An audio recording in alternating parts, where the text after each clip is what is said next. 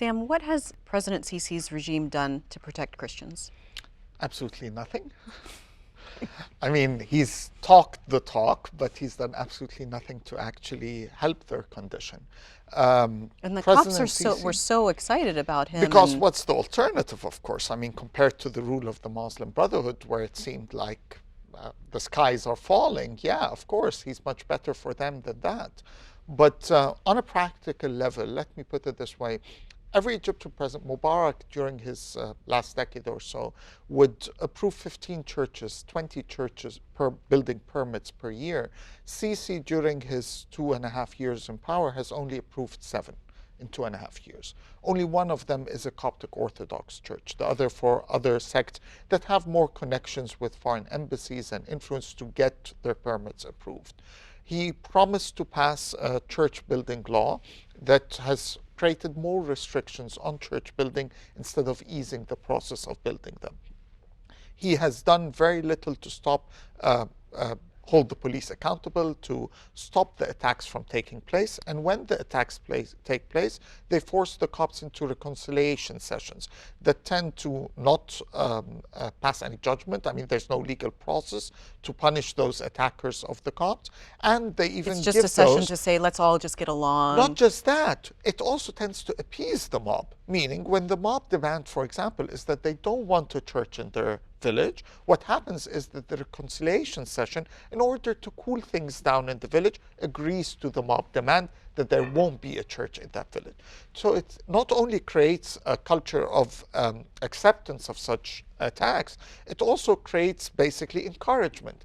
Attack the Copts, you're going to get away with it, no one's going to get punished for it, and what you're asking for is also going to get approved. So for all these things, there's been really little, if anything, that has improved. But why is that? I mean, he seemed so, I mean, he really does talk the talk.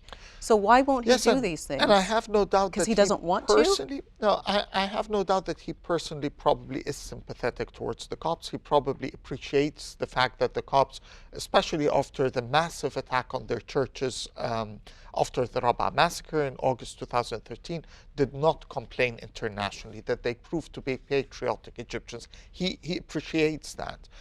He likes the Coptic Pope a lot on the personal level. But there's no incentive for him to take action. No one is pressuring on him to do anything about it. Neither is the United States, nor is the Coptic Church itself, which is, again, happy to support him. So there's no pressure, any incentive to do something. Number two, you might change the president of Egypt, but the local guys, the local policemen, the governor, the mayor of the town, they're the same guys. They served under Mubarak, they served under Mohammed Morsi, and they served under Sisi.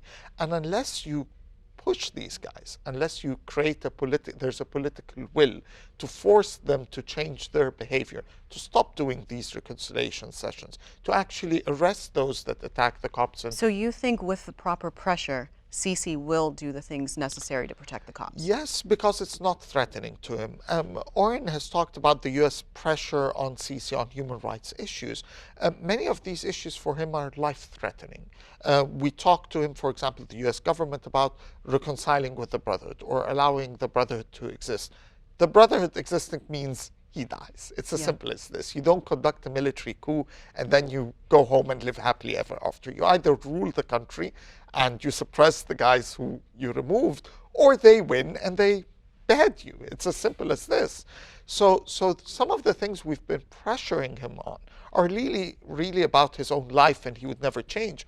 But if we start a conversation about these non-life-threatening things for him, about protection about the Copts, about things that he himself has adopted, changing religious discourse, reforming all the religious discourse and narrative, things that basically, if the U.S. would hold him accountable to his own words, then we might get something.